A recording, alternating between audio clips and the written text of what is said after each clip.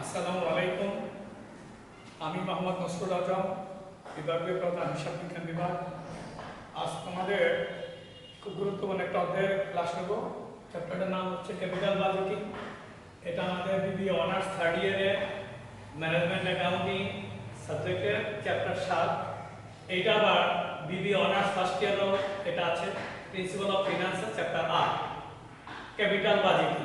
এই অধ্যায়টা আমাদের বি টাইপ এবং সি টাইপ দুই ক্ষেত্রে আমাদের কম্পালসারি ভাবে আমাদের আসে। ক্যাপিটাল বাজেটিংটা খুবই গুরুত্বপূর্ণ। এটার উপর আরো একটা বেসিক ধারণা দিব তোমাদের। যেমন আমাদের প্রথমে যে কোনো একটা প্রজেক্টে ইনভেস্টমেন্ট করতে হয়। ইনভেস্টমেন্ট যে আমরা এই প্রজেক্টে যে আমরা বিনিয়োগ করি, এটাকে আমরা ইনিশিয়াল কস্ট অফ মেশিনও বলি, যেটাকে আমরা বলি আবার নিট ক্যাশ আউটলে। সংক্ষেপে আমরা বলি এনসিইউ। এই ইনভেস্টমেন্ট প্রজেক্ট আমরা যখন এনসিইউ আমরা বিনিয়োগ করি ফেরতের আশায়, ফেরত যখন হয় তখন আমাদের কিছু মূল টাকা এবং আমাদের মুনাফা দুটাই আমাদের রিটার্ন আসে। এটাকে আমরা বলি cash flow before tax, cash inflow before tax.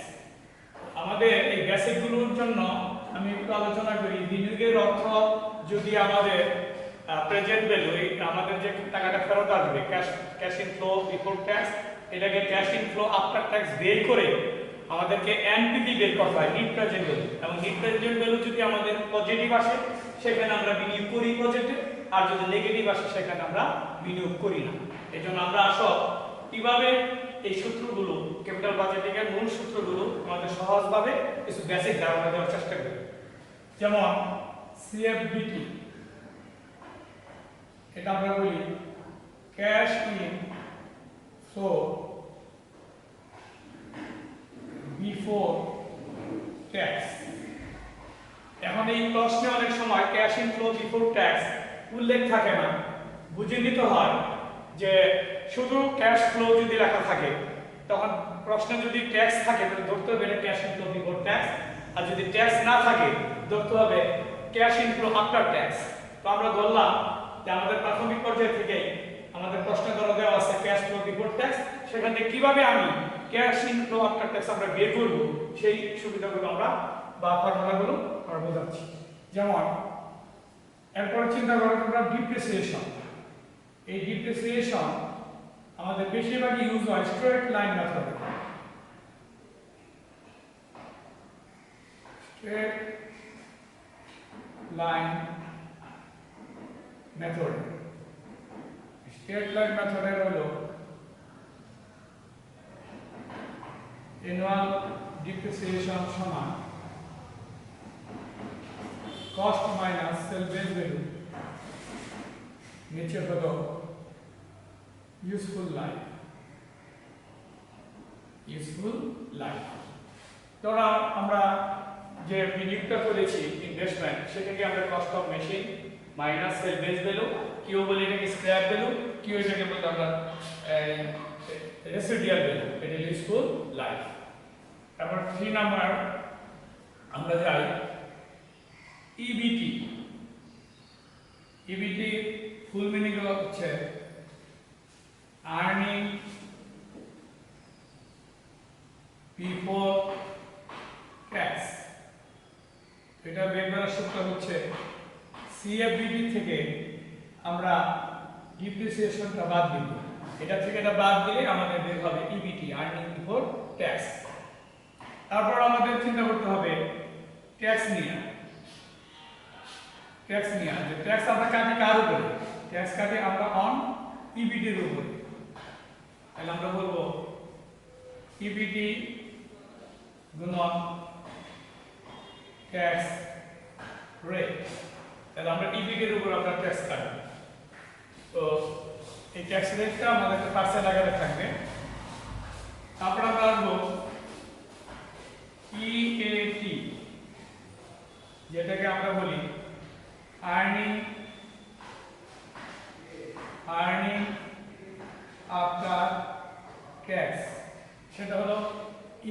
থেকে আমরা ট্যাক্স বাদ দিব, যখন ইবিট থেকে আমরা ট্যাক্স বাদ দেব তখন আমরা পাবো ইএটি আর্নিং আফটার ট্যাক্স। তারপর আমাদের যেটা দিয়ে আমাদের অঙ্ক করতে হয় সেটা হলো সিএফএটি বা এনসিবি। আমরা বলি ক্যাশ ইনফ্লো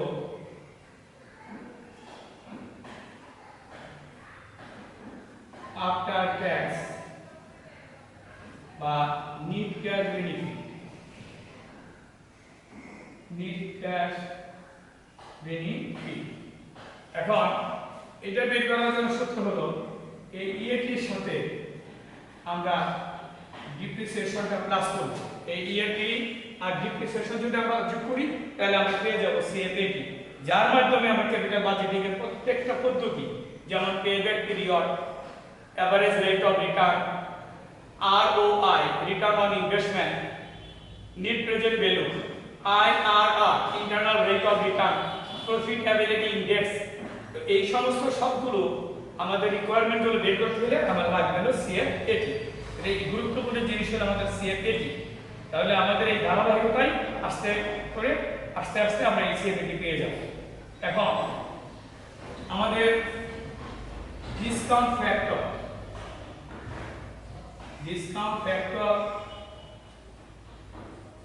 এই ডিসকাউন্টিং ফ্যাক্টরে আমাদের বের করার জন্য আমাদের দুইটা বিষয় আছে। একটা হলো যদি প্রতি বছর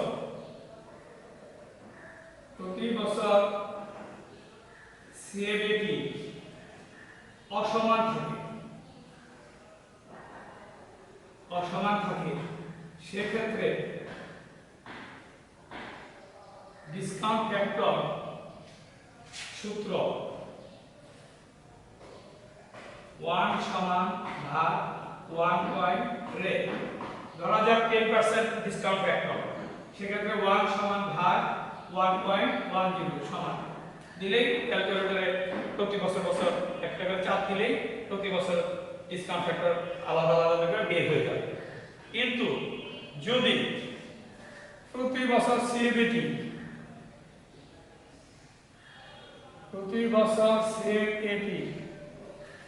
সমান থাকে সেক্ষেত্রে আমাদের কিন্তু বের করতে হবে পিবিআইএফএ, আর এটাকে আমরা বলি PVIF present value interest factor, present value interest factor NOIT. এটার সূত্র আমরা বের করি, দেখো 1 মাইনাস উপরে 1 প্লাস আর পাওয়ার n, নিচে হলো r,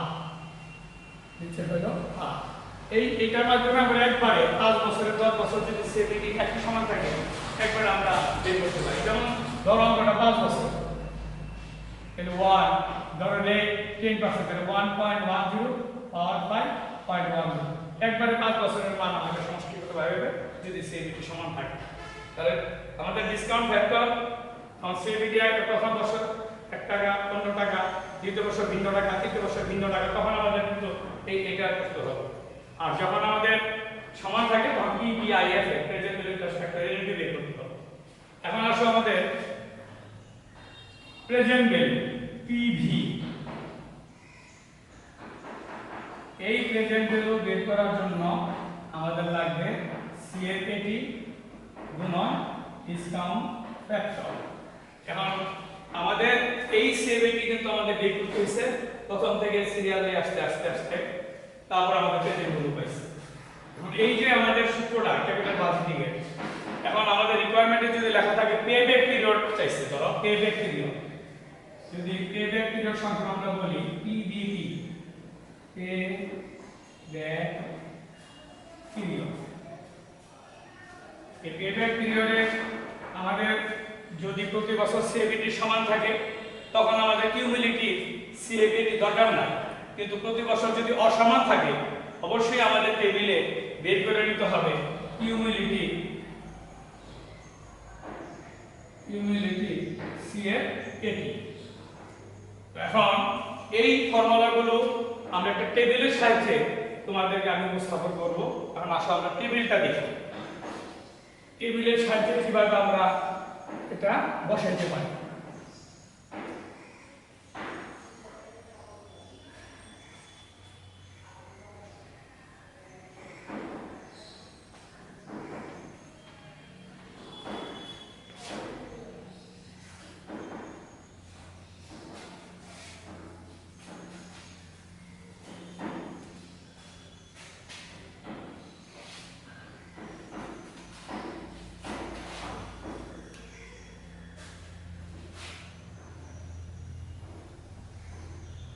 ধরো ইয়ার হলো বৎসর,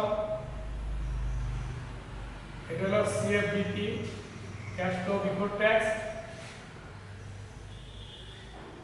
আর এটা হলো ডিপ্রিসিয়েশন, এরপর হলো ইবিটি হলো সিএফবিটি মাইনাস ডিপ্রিসিয়েশন, ট্যাক্স কাটি আমরা ইবিটির উপর ট্যাক্স রেট যেটা আমরা কাটবো, তারপর আমাদের আসবে ইএটি, এই ইবিটি থেকে আমরা ট্যাক্স বাদ দেব, তাহলে আমরা পেয়ে যাবো ইএটি আর্নিং আফটার ট্যাক্স। এরপর আমরা আসবো সিএফএটি, এটা হলো ইএটি সাথে প্লাস হবে ডিপ্রিসিয়েশন। এরপর আসবে আমাদের ডিসকাউন্ট ফ্যাক্টর, ডিসকাউন্ট ফ্যাক্টর আমরা গুণ দিলে পেয়ে যাব পিভি যা সিএফএটি গুণন ডিসকাউন্ট ফ্যাক্টর। আর আমাদের যদি পেব্যাক পিরিয়ড চাই, পেব্যাক পিরিয়ড, সেক্ষেত্রে আমাদের লাগবে কিউমুলেটিভ সিএফএটি, প্রত্যেকটা সিএফএটির সাথে প্রতি বছর যোগ করে করে নামাই দিতে হবে। পেব্যাক পিরিয়ড যদি চাই তাহলে এটা বাড়তি করতে হবে।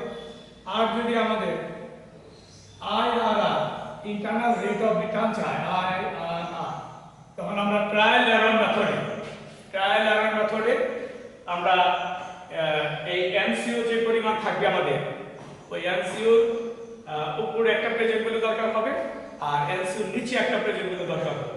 তখন আমরা ট্রায়াল এরর মেথডে কি করি, যে পার্সেন্ট দিয়ে আমরা প্রেজেন্টগুলোটা বের করেছি, যদি সেই প্রেজেন্টগুলোটা এনসিওর থেকে বেশি হয় তাহলে আমাদের প্রেজেন্টগুলো আবার কমাইতে হবে, এনসিওর থেকে কমাইতে হবে।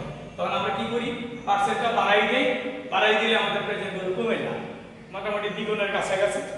আর যদি আমাদের প্রশ্নের ডিসকাউন্ট ফ্যাক্টর দ্বারা প্রেজেন্টগুলো এনসিওর থেকে কম আসে, তখন আমরা পার্সেন্ট যা আছে তার থেকে অর্ধেক কমাই দিই, তখন আমাদের প্রেজেন্টগুলো বেড়ে যায়। এইভাবে আমরা আইআরআর এর জন্য আমরা ডিসকাউন্ট ফ্যাক্টর ধরি। এখন একজন এক একটা ধরে, এই জন্য ফর্মটা কাছাকাছি হলে কিছুটা বেশ কম হইলেও কাছাকাছি আসে, এটাকে আমরা বলি ট্রায়াল এরর মেথড। তাহলে সিএফবিটি থাকলে আমরা এই পর্যন্ত যাবই, প্রেজেন্টগুলো পর্যন্ত। যদি পেব্যাক চাই তাহলে কিউমুলেটিভ সিএফবিটি, আর যদি আমাদের আইআর চাই তাহলে একটু বাড়বে। বইয়ে অনেক সময় আমরা দুটা সব করে পাই, কিন্তু আমরা একসাথে করে দুটো সাজাতে পারি। সাপোজ আর একটা জিনিস ধরো আমরা 5 ইয়ার রাউন্ড করতেছি, যেমন ধরো 1 2 3 4 5। এখন আমাদের যদি প্রশ্নে সেল বেস ভ্যালু থাকে এবং আমাদের যে প্রশ্নে যদি ওয়ার্কিং ক্যাপিটাল থাকে, সেই ক্ষেত্রে আমরা এই আবার 5 লিখে salvage value plus working capital লিখে এটা সরাসরি আমরা সিএফবিটি ধরে নামাবো, এই সিএফবিটি ধরে নামাবো। তাহলে সেল বেস ভ্যালু এবং ওয়ার্কিং ক্যাপিটাল আমাদের শেষ বছরের সিএফবিটি হিসেবে গণ্য হয়।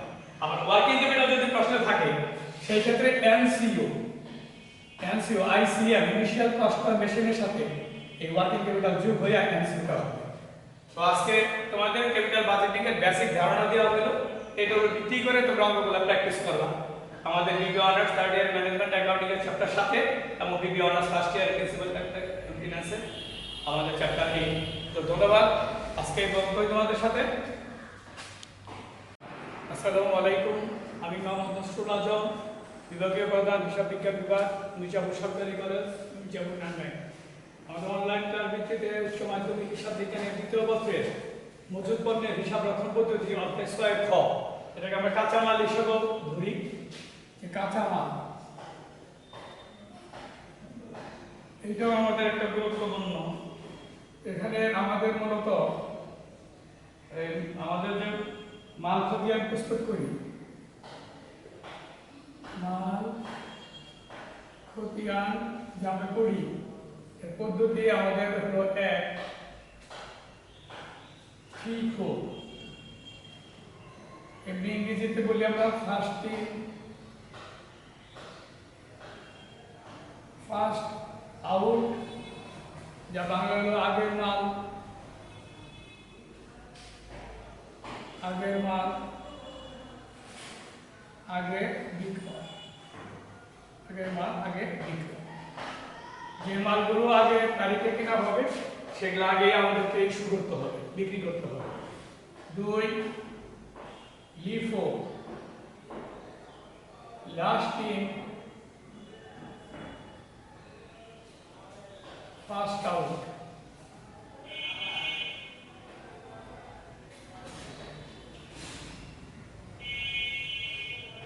শেষের মাল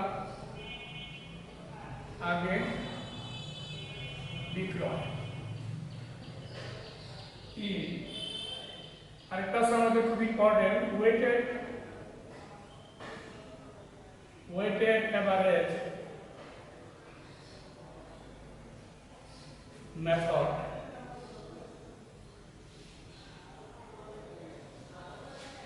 বারযুক্ত গড় পদ্ধতি। এখন আমাদের এই মাল খতিয়ান নির্ণয় করার জন্য যে একটা কারখানায় আমরা কি করি, মাল ক্রয় করি এবং ইস্যু করি, তারপরে আমাদের উদ্ধৃত থাকে কত, এটা বের করার জন্য আমাদের 3টা পদ্ধতি ব্যবহার হয় পরীক্ষায়, যেমন FIFO first in first out, আগের মাল আগে বিক্রয়, LIFO last in first out, শেষের মাল আগে বিক্রয়, ওয়েটেড এভারেজ মেথড ভারযুক্ত গড় পদ্ধতি। তো এইটার একটা নমুনা ছক তোমাদের দেখাচ্ছি কিভাবে হয়। নমুনা ছক দেখো,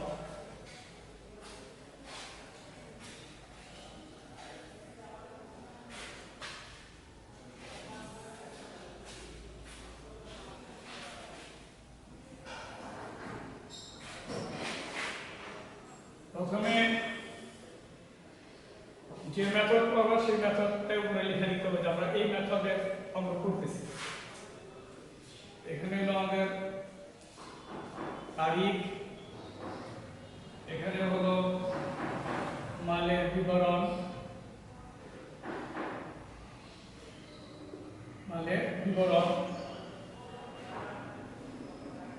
তারপরে হলো কোড নাম্বার,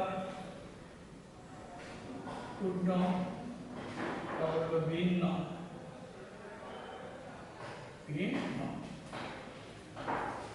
এরপরে হলো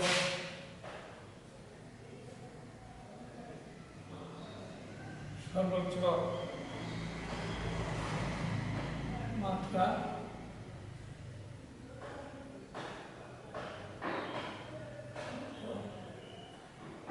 নিম্ন মাত্রা,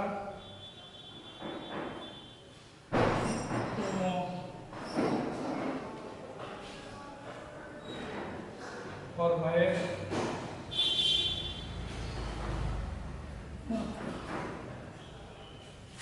এগুলো আমাদের বাস্তবে এগুলোর কাজ আছে। পরীক্ষার খাতায় তোমরা যখন অঙ্কটা করবা তখন এইভাবে দুই পাশে লিখে ডট ডট দিয়ে রাখবে, কারণ এটা তো বাস্তব ছাড়া এটা উপায় নেই। এরপরে তুমি আমরা বিবরণের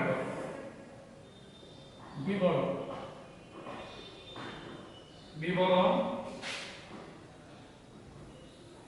প্রাপ্তি, ইস্যু, উদ্ধৃত। এর আবার 3টে করে ডট হবে।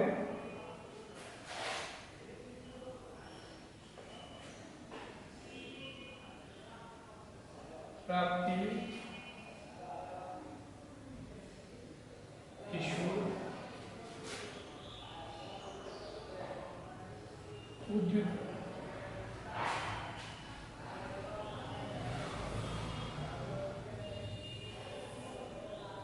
এটা পরিমাণ, এখানে হলো রেট হার, তারপর হলো মূল্য, আবার হলো পরিমাণ,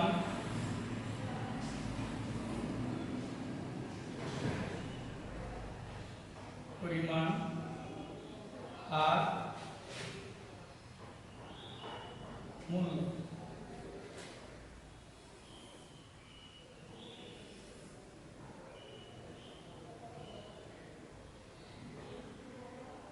পরিমাণ হার মূল্য। এখন ধরো আমাদের ফিফো মেথডে অঙ্কটা চাইছে, কিন্তু উপরে কিন্তু লিখে নিতে হবে ফিফো, যে ফার্স্ট ইন ফার্স্ট আউট। ধরো দুইটা কথা আমরা তো বুঝাচ্ছি। ধরো জুনের 1 আমাদের প্রারম্ভিক উদ্ধৃত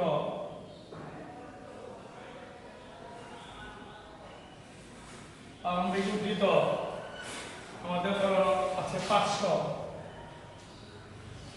4 টাকা করে 2000 টাকা। তারপর ধরো 5 তারিখে আমাদের ইস্যু হয়েছে 250, আমাদের তো একটাই মূল্য আছে 4 টাকা করে, তাহলে হবে 1000। তাহলে আমাদের উদ্ধৃত রইল কত? 250, 4 টাকা করে 1000। আমি কয়েকটা তারিখ বুঝাচ্ছি, তারপর তোমাদের এই ধরো 7 তারিখে আবার আমরা ক্রয় করেছি 205 টাকা করে 1000। যখন আমরা উদ্ধৃত দেখাবো, তখন আবার ব্যাখ্যা করে দেখাবো 250, 4 টাকা করে 1000। আর কেবল কিনলাম আমরা 205 টাকা করে 1000। এই মোট হইল 450, আর এখানে মোট হইল 2000। এখন ধরো 10 তারিখে তোমার একটা ইস্যু আছে, 10 তারিখে ধরো ইস্যু আছে 150, 150। এখন লক্ষ্য করো, এই যে FIFO first in first out, তোমার এই উদ্ধৃতের মধ্যে কোন মালটা আগে আসছে? এই 250, 4 টাকা করে। এই জন্য ফিফো মেথডে আমার এই প্রথম থেকে মালটা দিতে হবে। প্রথমটা রেট হলো 4 টাকা করে, তাই হলো 600। তাহলে এই 250 থেকে 150 বিক্রি হয়ে গেছে, রয়েছে 100, 4 টাকা করে 400 রয়েছে। আর এই 200 থেকে পুরোটাই রয়ে গেছে, এই হলো 1000। এখানে রয়ে গেল 1400, আর এখানে রয়ে গেল 300। এইভাবে আমাদের ফিফো মেথড হইলে আগের মালটা আগে দিতে হবে। আর যদি এটা আমাদের লিফুতে করি, ধরো এই অঙ্কটা যদি আমরা লিফুতে করি, তাহলে প্রারম্ভিক উদ্ধৃত ঠিকই আছে, 5 থেকে 200 করছো, মালি আলাদা একটা 4 টাকা করে, এটাও ঠিক আছে। যখন তুমি ক্রয় করছো 205 টাকা করে 1000, সেটাও বসাইছো ঠিক আছে। কিন্তু এই ইস্যু যখন করছো, এই ইস্যুটার সময় তোমার একটু খেয়াল করো, এইবার কিন্তু আমাদের ইস্যুর সময় চিন্তা করতে হবে যে শেষের মাল, লাস্ট ইন ফার্স্ট আউট, শেষের যেটা আছে সেটাকে বিক্রি করতে হবে। এখানে শেষ আছে কোনটা? 200, সেখান থেকে আমার 150 বিক্রি করতে হবে। এটা রেট কত করে? 5 টাকা করে। 5 10 গুণ দিলে 750। তাহলে আমাদের ব্যালেন্সে রইল 250 পুরোটাই রইল 4 টাকা করে 1000। 200 এর মধ্যে 150 বিক্রি হয়েছে, তাহলে 50, 5 টাকা করে 250, এই হইল 1250। তাহলে আমাদের লিফো হইলে শেষের মাল আগে বিক্রি করতে হয়, ফিফো হইলে আগের মাল আগে বিক্রি করতে হয়। এটা আমি একটা উদাহরণ বুঝাইলাম। আর হলো ওয়েটেড এভারেজ। আসলে আমরা ওয়েটেড এভারেজ বুঝি। ওয়েটেড এভারেজ মেথডটা আমরা শুরু থেকে সুন্দর করে বুঝি। বারযুক্ত গড় পদ্ধতি। আরেকটা আছে সিম্পল এভারেজ, কিন্তু এটা এখন আধুনিক বিশ্বে ওটা কোনো প্র্যাকটিস নাই, ব্যবহার নাই। যার ফলে আমরা এখন ভারযুক্ত গড় পদ্ধতিতে আমাদের পরীক্ষায় আসে। তাহলে ফাইকো ফার্স্ট বুঝাইছি, লিফু বুঝাইছি, এখন হলো গড় পদ্ধতি, ভারযুক্ত গড়। তাহলে প্রারম্ভিক ষোলো আমাদের হলো 500, আমাদের মূল্য হলো 4 টাকা করে 2000। এরপরে ইস্যু করছি আমরা তোমার হলো 250, রেডি তোমার একটা 4 টাকা করে 1000। 500 থেকে 250 গেলে থাকে 250, 4 টাকা করে 1000। এখন 7 তারিখ আমরা ক্রয় করেছি 200, তাহলে ক্রয় করেছি 200, আমাদের মূল্য হলো 5 টাকা করে আর হলো 1000। তাহলে এখানে আমরা যখন এখানে উদ্ধৃত নামাবো, এখন কিন্তু ভাঙ্গা নামাবো না একত্রে, কেমন এই একের সাথে এক যোগ হয়ে হবে 2000, এই 250 আর এই 200 মিলে হবে 450। এখন এখানে গড় বেগ হবে, যেমন 2000 কে ভাগ দিতে হবে তোমার 450 দিয়ে। তাহলে আমরা যদি ক্যালকুলেটর দেখি 2000 ভাগ 450, তাহলে আমাদের আসলো 4.44। পৌনপুণিক মানে আরো 4 আসে, আমি নেই 4। এখন আমরা যখন 10 তারিখ ইস্যু করছি, 10 তারিখে আমরা ইস্যু করছি হলো 150, তখন এই যে এখানে যে রেটটা বের করা হয়েছে 2000 এ, কিন্তু এটাকে ভাগ দিয়া আমরা এটা বের করছি। যেমন একটু মনে রাখার জন্য দিলাম 2000 ভাগ 450, তাহলে এটা গড় রেট বললাম 4.44। এখন এই জিনিসটা এখানে যে রেট বের করা থাকবে এইটাকে আমাদের কি করতে হবে, ইস্যু করতে হবে 4.444। এখন আমরা যদি ক্যালকুলেটর করি 150 গুণ 4.4444, হ্যাঁ এলো 150 গুণ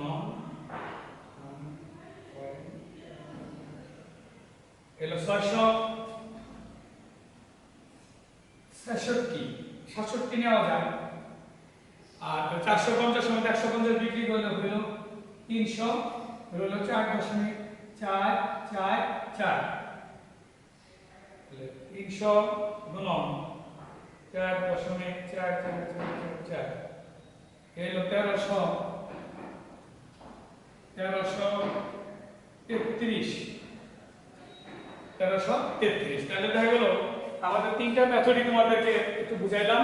ফিফ হইলো আগের মাল যেটা আগের তারিখের আগে বিক্রি, লিফ হইলো শেষের মাল আগে বিক্রি, আর ভারযুক্ত গড় পদ্ধতি হইলো গড় রেটের মাধ্যমে বিক্রি হবে।